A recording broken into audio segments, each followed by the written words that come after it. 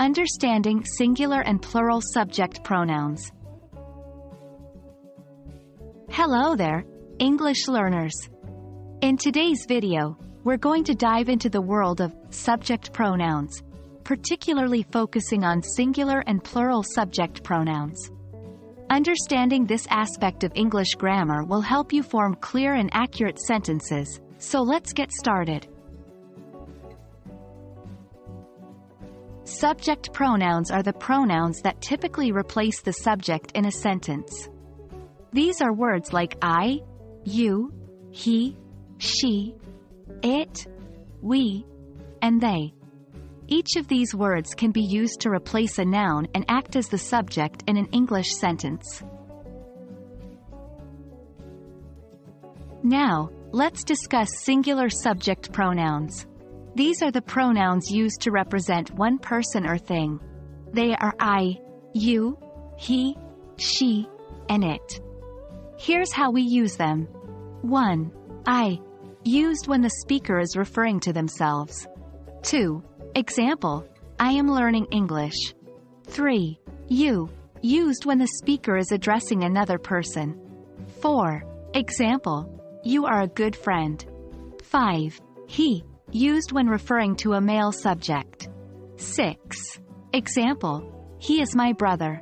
7. She, used when referring to a female subject. 8. Example, she is my sister. 9. It, used when referring to a non-human subject or a thing.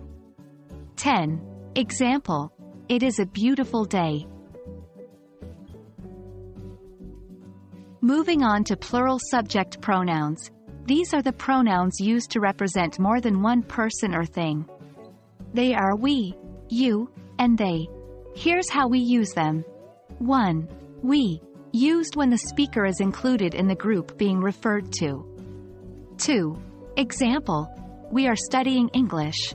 3. You, used when the speaker is addressing more than one person. 4. Example, you are good friends. 5.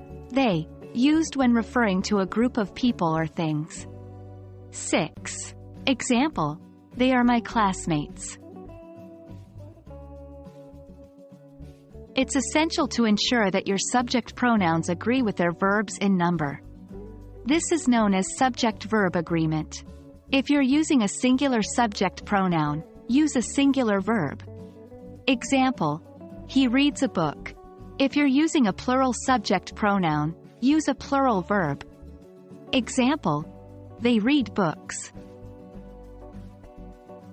Remember, you is an exception. It can be both singular and plural but always takes a plural verb. Example, you are studying, whether it's addressing one person or many. And that wraps up our session on singular and plural subject pronouns. We hope this video was helpful for you in understanding these important components of English grammar. Remember, the key to mastering any language is practice. So, keep writing, keep speaking, and keep learning. Until next time, happy learning!